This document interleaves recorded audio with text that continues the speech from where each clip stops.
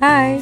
Nagsimula kaming mag full-time na tumira sa aming bahay jeep noong April 29 of this year. And since then, we've been living on the road and finally, we've reached Matnog, the last city of Sorsogon bago mag-Visayas, and in a few days, tatawid na kami ng Samar. Probably nakita nyo na ang aming mga travel adventures, but in this video, I will show you our life kapag nakahinto kami ng ilang araw sa isang lugar, and I will do more videos like this that will answer your questions about our journey. So feel free to ask a question para masagot natin siya sa susunod na vlog. So, good morning mga kalibot. Welcome sa aking vlog.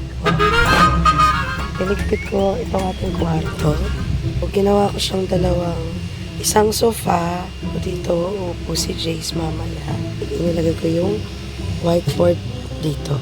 So ito, meron kami extra whiteboard. Meron din kami rito whiteboard na naka-fix. Ginawa to nila daddy. And, Bia! Jace! Tara. Saan kayo pupunta? Yung dalawa, mag-iigib ng tubig. Pupunta po kami sa may Balot. Oo, Tapos mag-iigib po.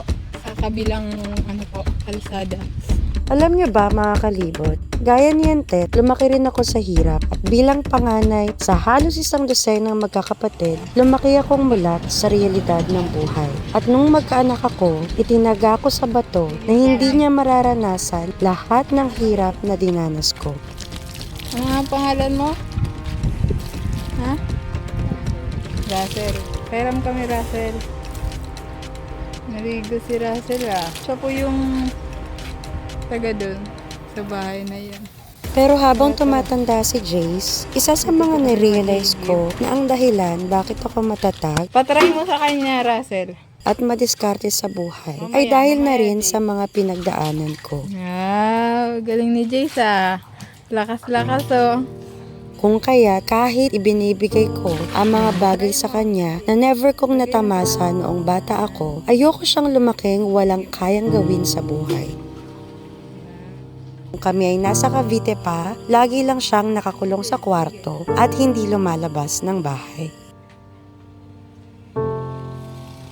Ang lakas ni Jace Dapat mapuno mo yan. Baka may mahulog akong bracelet. Ay!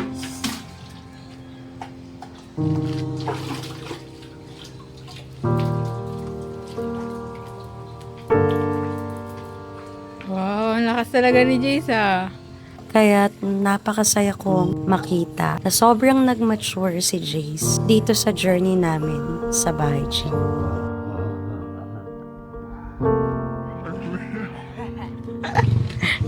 Tara.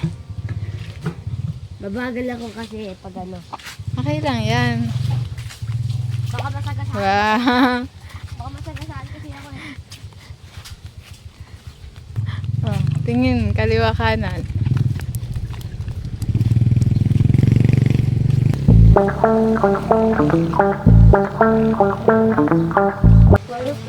Perfect! So, dito naman mga kalibot, andito naman si Daddy. Nag-e-edit. Yan. Yan yung kanilang working place. Si Jace mag-aaral mamaya. Si Teko, hindi ko muna siya tuturuan today. Kasi gusto ko na-enjoy niya muna yung place. Kasi ganun si Teko, kailangan is hindi mo siya pipilitin pag naglalaro siya. Dito naman si Kuya Ed. Bakit bumangon si Kuya Ed? Tulong ulit kami. Ang presko dito, grabe. Ano naman, Iwasan ko nga yung buhok ko eh. si Tiko. Tapos, yung tent sa taas, syempre, si Tiko natulog dyan tsaka si Jace. Si Bia naman, ang ginagawa niya, ayan, magsasampay siya ng mga tuwalya. Ngayon mga kalibot ay babiyahin na ulit tayo and pupunta naman tayo sa ibang pasyalan dito sa Bulusan, Sorsogon. Ayan, ganyan si Daddy mag voice over. So, ito yung aming place. Ang ganda, no? Actually, maganda eh. Ito yung aming outdoor kitchen. So, makalat siya dahil kakakain lang nila. Ay, ano po pangalan niyo, sir? Sir Ramir Bagasin. Ayan, siya ay school head po sa school na nandito. Kala ko po mayor nga eh. So, nakikita ko sa Facebook, sabi niya, sabi ko, baka makarating ito dun sa amin. So, magandang video dito. So, kaya welcome po sa Santa Isabel. Kaya, Salamat pag po. napunta kayong Nakakatuwa nga na binisita tayo ng school head ng Santa Isabel Elementary School. Halos katapat na rin kasi ng paaralan nila ang aming pinagparkingan. So, enjoy the stay. Okay. Oh, Picturean mo sila, BMA. dahil po sa harap. Ayan. So, ganyan ang gagawin ni Daddy. Parating kayo dito sa ano. Opo. Kakain tayo, mga. Ito yung ating pagkain. Sinangag.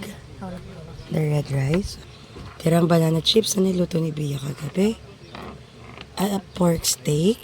This one, anak, what's this? Hindi ko alam pangalan pero ano.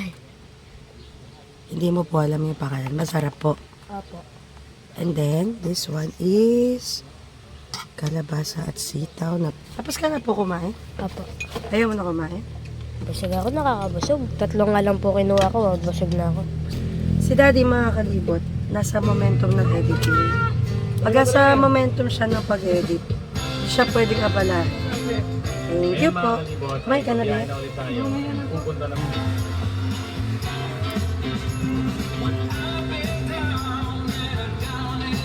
Galing ng videographer ko ah. Kita si Mami? Opo.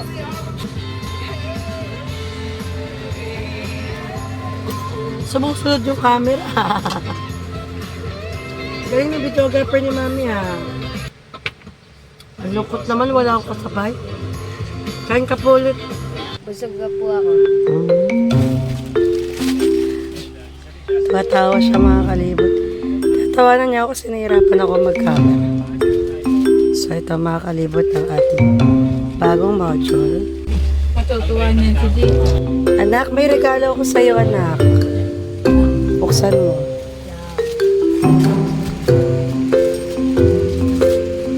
Wow! Amazing. O, siya nga pala mga kalibot. Kaya naka-LBC package yung module ni Jace. Kasi grabe po, sobrang mahal ng printing sa Bicol. Nagsabi ako kay Daddy na bumili kami ng portable printer para kami na lang mag-print ng modules. Kaya lang, wala pa kaming paglalagyan. Masisira lang kapag pinilit namin. Anak, to sira na to, oh. Natanggal.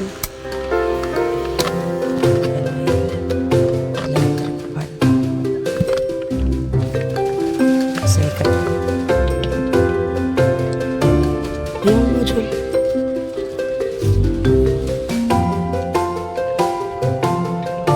Inihanda ko na rin pala ang lamesa na gagamitin namin para sa aming homeschooling sa araw na ito. Bago pala ang aming journey, nakapag-homeschooling na rin kami ni Jace noong siya ay grade 1 and grade 2. And last year ay ipinasok ko siya sa public school para sa grade 3 para makita kung siya ba ay makakasabay pa sa ibang mga estudyante kahit na galing kaming homeschooling. Ay, gagawa mo. Si Tiko naglalaro. O, di ba may usapan tayo? Ano usapan natin? After ni Jace, ikaw naman. Magkukulit ka, hindi? Kaya kita maglaro. Pag aral na, okay? Hintindihan mo ako? Mag-nail cutter ka. Ang dumi po na ko mo. Ayan no, Tiko, nail cutter is always accessible. Lagi po siyang available. Tiko, ha? Ang gagawin mo, nak, magugupit ka ng kuko po. Tingin ako. Alam ko yan eh, sa akin yan. Kaya nga, oh, bakit hindi nagugupit ng kuko? Patingin ako. Oh, haba ng kuko po. Pag-aligo ako. Mag-nail cutter ka muna. Kaya. Lagi mo makakalimutan. After Ako na ni yung gusto kulay po lang madali. ha? Kulay damit ko kulay po. Mag-nail cutter muna. Dami mong excuse. Nail cutter na. Kasi isa-isa. Hindi mo kasi magagawa ito. Muna ko. Lagi kitang nire-remind. Oh, saan alcohol? Alcohol lang ko? Ayoko. Oh, sabunin na lang, sabunin. Doon sa labas mag-nail cutter para yung kuko. Oh, Tiko! Ibabalik yan ha, isabit para di mawala. Tiko, kung saan po kinuha? Ah, tama po. Ang galing. Hello. Tapos na kayo mag-school? Si Jace nag-i-school pa lang eh. Oh. Today, bakit wala po? For you, sa tingin mo, bakit kailangan natin mag-aral? Yung parang sinasabi mo, by for them. Pag ano na. No, it's different. Ang lesson na sinasabi ni Mami sa... Ano pag hindi ko alam na nasa kaya times lang. Oh, yes. Oh, halimbawa sa math, sa mga subjects, for example, multiplication, addition, it's important, di ba? Lalo na pag magne-negosyo ka. Gusto mo bang maging negosyante? So, for example, alam ko, you may have different paths or you may have different pangarap or dreams. Pero anak, halimbawa lang you wanted to take over yung business ni Mami, but it's okay kung ayaw mong i-take over. No? Kasi, syempre, you have your own identity. May sarili kang pangarap at pagkatao. Sino, kayo na po bibigay yung ano, kung hindi ako nag-take over? Kanino ko ipapamana? May mga kapatid si Mami. Oo nga po. Pero gusto mo bang manahin ang business ni Mami? Pero sino nga po? Kung sino po may gusto. Kasi, even yung mga kapatid ni Mami, sila tito, sila tita, meron silang sariling identity. 'Di ba? Sabi nga sa edukasyon sa pagkapakatao, tayo ay may iba't ibang katauhan o identity. So we have our own dreams.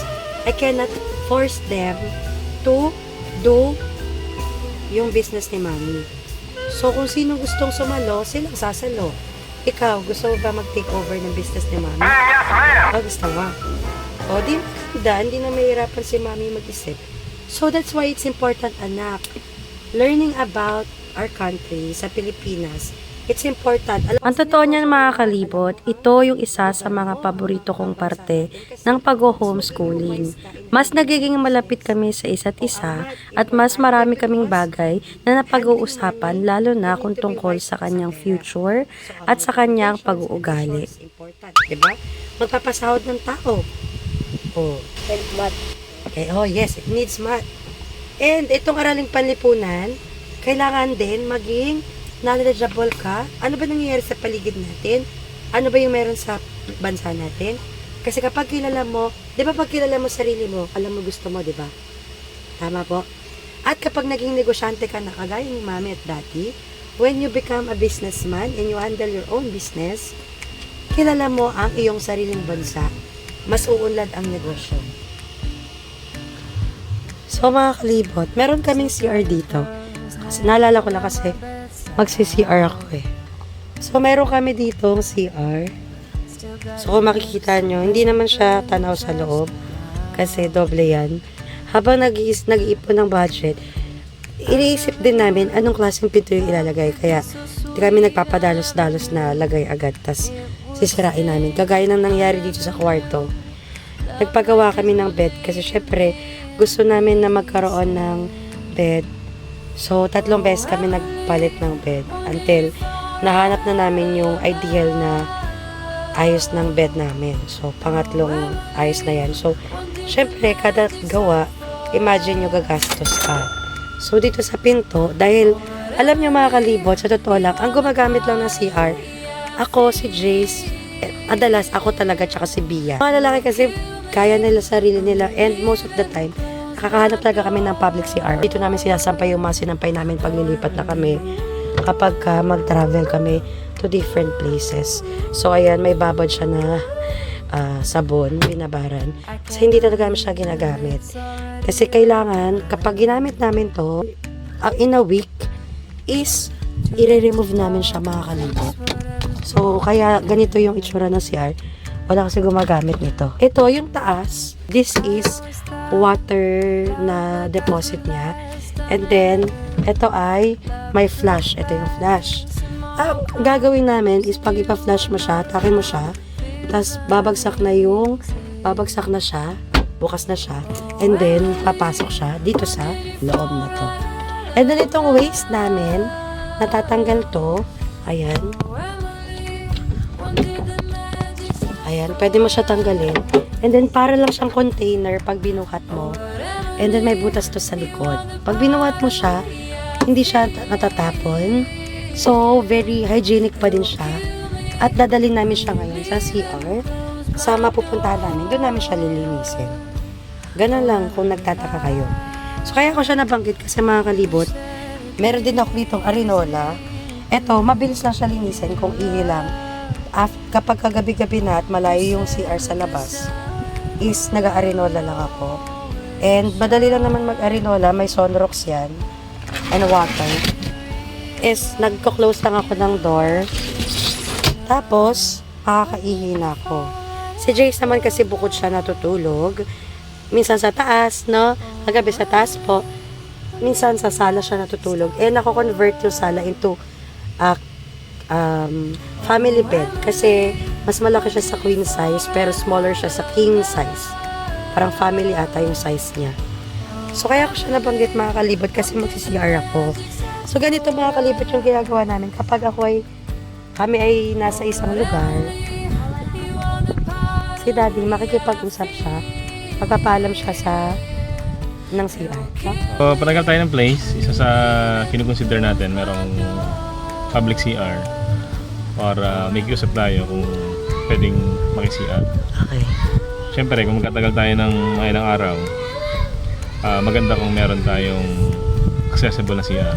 Kasi yung CR natin, kung gagamit tayo lahat, 1 day, 2 days, puno na siya. Yes. So, hassle siya sa atin. Oo, lilinisin mo siya agad. Actually, hindi sa atin, kawawa si Bia. Kawawa ka. Kasi makakalibot, share ko lang. Si Bia kasi nililinis niya yun ng kusa. Kasi si Bia talaga, tsaka ako yung majority nun. Pero kapag nag-CR na si Jace, si Antet, ginagawa niya siya naglilinis. Kasi syempre, pupo ng anak niya yun eh. Ayaw naman niyang ipalinis sa iba. Kaya ang pinakawawa, siya talaga yung naglilinis. Kasi mabigat mga kalibot. Mabigat yung container. Ihi ka ba po? Iihi lang po ako. So, nagpaalam kami dito. Dito, meron public CR. Kung makikita nyo, may bayad siya. Ihi, dumiligo. Pero, napakiusapan namin dahil magtatagal kami, and marami kami, parang naka-fix na yung babayaran namin per day. Tapos sa tabi, merong alagang baboy. Di naman kami maarte. Ito yung CR. So, di naman ako maarte kaya okay lang yan. Mga kalibot, walang maarte sa amin. Ganyan ang camping life. Dito pala mga kalibot, wala talagang... Ang sweet mo naman anak. Inigiban niya ako, kala niya kasi wala akong water. Nag-aaral yan, pero inigiban ako. Napaka-thoughtful. Naniniwala talaga ako mga kalibot na kung paano itrato ng tatay ang kanyang asawa, nakukuha ng anak. Kasi alam nyo, sa totoo lang, tingnan nyo. Ganyan kasi si Daddy sa akin eh. Parang you don't have to ask kung saan niya nang gagawin yung bagay na alam niya mahirapan ako. Parang na-adapt ni Jace. Ayun, pinaka-natouch talaga ako. Kasi na-adapt niya. So, I don't have to ask. And balik mo na. So, yan mga kalibot, ibabalik nyo na yung nail cutter. Yan na. Laging ibabalik ang gamit kung saan kinuha. Ayun, tutok kami sa araw. So, malakas yung solar namin. Pero in case nakapusin kami, syempre may mga panahon na walang araw, malilim, maulan. So, nakiusap kami na magsaksak ng kuryente. Ganun yung ginagawa namin palagi. So, saksak na extension. Yun ay para safe na. Meron kaming kuryente for the internet. Para sa 3 laptop. Kasi si Daddy nag-edit. Si Chris nag-edit. Ako nag-work. And sa mga phone namin at the same time sa Wi-Fi. Pero kung survival, kaya naman yung solar. Kaya lang, talagang i-manage mo siya ng sobra. Pero pag ganito na may makakabitan kami ng extension, medyo mas nadali sa part namin kasi hindi kami mag-aalala na what if umulan, wala kaming kuryente, 200 per day. Pagastos kung magre-resort, napakamura na ng 200 per day kung may kuryente ka na, may CR ka rin, and may place, may parking ka. Tapos, ang ganda pa ng working area mo, tabi ng dagat. Sa gabi, mga kalibot, sobrang nakaka-relax. Diba, grabe yung alon, no? Talagang nakaka-relax yung alon. Diba, sa taas, rinig na rinig mo yung alon ng dagat. Ano yan, ano? Pwede manood mamaya makalibot. Nagpapaalam si Tiko kung pwede manood kasi meron kaming projector. Ayan, binilan ko talaga sila ng projector. Kasi may mga bata, Doon tayo mamaya po. ginagawa Doon niyan. tayo, dito lang tayo manood ha. Mamaya, manonood daw sila. Diba nakita niyo ang ganda ng place namin? Ang lawa. Dito kayo mamaya. Tapos, mga bat, may dagat. God how to fix myself. They say that time is free. Then why is it so precious? Oh, I'll save memories in my head, like Polaroids on. Ano po? Pwede sa mga basketball. Saan? Din sa court. Sige. Baka magasagasaan na tumingin sa pagtawid.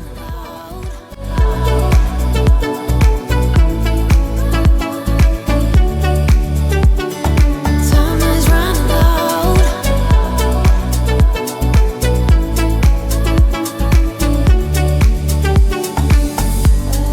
Lately I've lost my track. I've sailed the deepest seas, hoping to find something to bring back better times. Para mga kalibot, parcel. Hindi pa namin nabubuksan, power station to. I-review ni Kalibot Antet. Dito yung aming kusina. This is our room. And study area as well. Meron tayong dumating na kalibot. Ipagtitimpla niya ng juice. Sa mga gantong pagkakataon, mga kalibot, si Daddy talaga mostly ang nag-aasikaso sa aming mga bisita. Dahil marami rin akong ginagawa kagaya ng pagtuturo sa mga bata.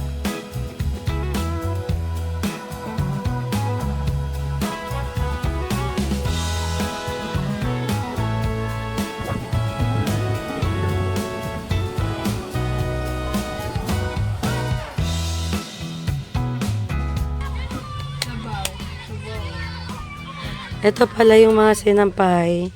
Hinangon na, kinuha na ni Bia. May bago na naman pong duduming basa. Malinis na yung mga basahan. May bago na naman dudumihan. Pero na naman tayong 4 na bagong dudumihang basahan, sabi ni Bia.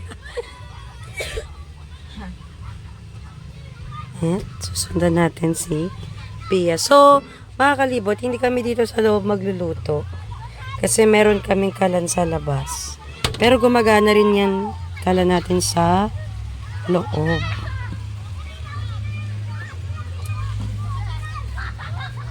Para yung init sa labas na lang. Pagka hindi kami nakakapag-set up ng ganito, ayan, nagugas na rin pala si Bia. Bali dahil di natin naigiba ng tubig yung ating stock ng tubig sa taas. Kung saan mayroong source of water, doon na nagugas si Bia. Doon na rin naglaba. Kaya nagsasaing na po siya. Ano ulam natin? 10 pesos lang yung chicken nila doon. Doon, 10 pesos. Sa may Pride. sa may palengke. Nakarating ka sa palengke. Malapit lang po. Hindi. Bisitahin natin si Jace. Kasi, galit na naman siya. Where's my son? Sleeping na yung son ko. Okay. Iniwan ko kasi siya mga kalibot. Nag-exam kasi kami. Pinidyohan ko muna si Bia sandali. Okay, number 16 na po. 15 pa lang po. Ay, 15 ka lang ba? So, ganito mga kalibot yung trip nila sa gabi. Pagita-gitara na lang Tapos, eto, si Tiko. Siyempre, nakolekta niyang mga friends. Grabe, ang dami pala. Parang nasa sinihan pala tayo. Ay. Eto. Nanonood sila. Ay, sorry. Dito mga kalibot, hindi ko in-expect na ganito pala karami yung mga tao o batang nanonood. Dami palang nanonood sa sinihan ni Tiko. Tamang misik-misik lang. May mga times, lalo na pag naiinip si Kuya, siya nagluluto ng ating tinulaga. Tinola yan po, no? Uy, ano yan, Kuya Ed? Ano luto po yan? Tinola. Tinola. Tinulaga. Ayan sa ang Sanji ng Bahay Jeep.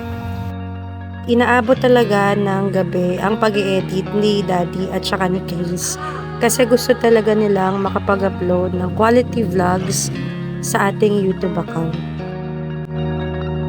At madalas sa panahon na nag-i-edit siya, marami rin pong bumibisita sa Bahay Jeep para magpa-picture at makipag-usap sa kanya. And palagi po siyang grateful and happy na asikasuhin yung mga taong bumibisita sa amin. Tapos dito, ang daming nanonood sila. What's that, Bia? Pangilang buko natin today? Pangatlo? Mamaya gusto ko na maligo. Snatcher. May snatcher ng buko. Akala ko wallet lang eh. Pati pala buko ini-snatch. And madalas pala mga kalibot, bukod kay Daddy, si Via May ang lagi ko nakakwentuhan sa crew ng Bahay Jeep. Maalala mo kaya? Sana lang. Ako po kasi katabi ng matuloy. Favorite apo niya ako. Oh, favorite apo. Oh, favorite apo niya si Bia. Kasi si Bia mabait na bata to eh. Yo, kitang tayo.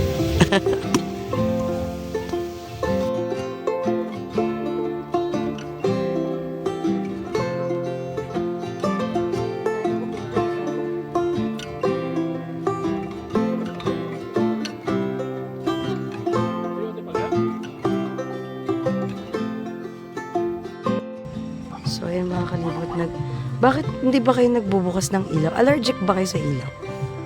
Anak, allergic ba kayo Tita Bia sa ilaw? Okay na po yung ilaw na yan. So, ayan, kina-convert na ni Jace. O, bakit hindi ka sa taas mag-sleep ngayon?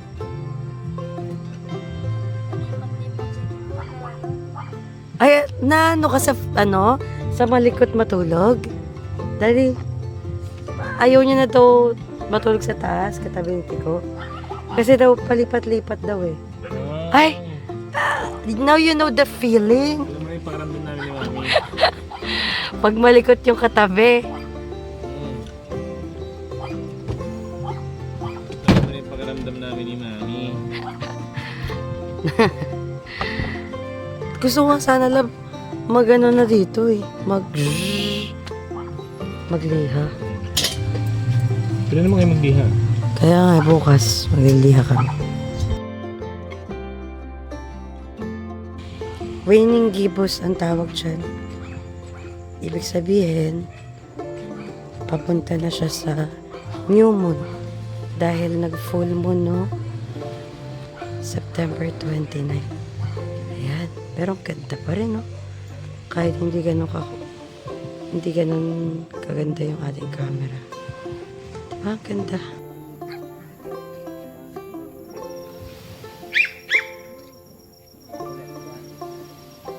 Time check po, 11:43 na ng gabi. Sige po, Daddy pa picture daw po. Daw po, magandang gabi po. Chris, pasuyo daw pa picture. May daraga.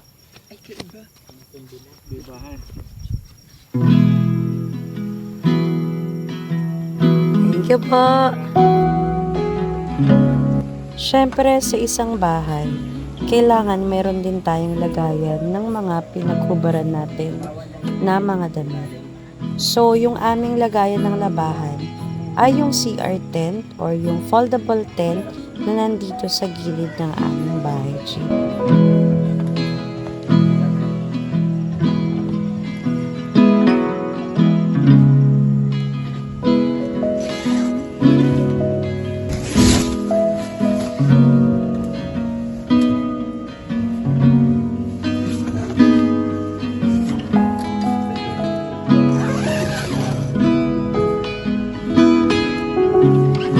Tapos na akong maligo, mga kalibot.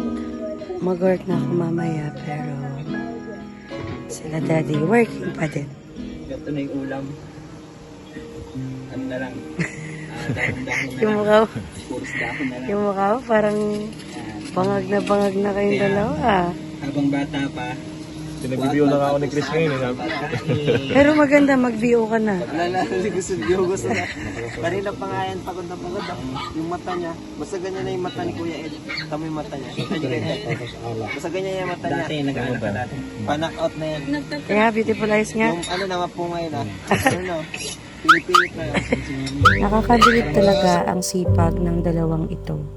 Simula umaga hanggang madaling araw, nakatapat sila sa kanilang laptop, nag-e-edit ng panibagong vlogs. Dito sa bahay jeep, bawat isa sa amin ay nagkakaisa. Kapag busy ang dalawang mag-edit at busy akong mag-work, si Kuya Ed ay kusang nagluluto ng aming pagkain. Madalas naman si Via ang kumikilos ng gawaing bahay.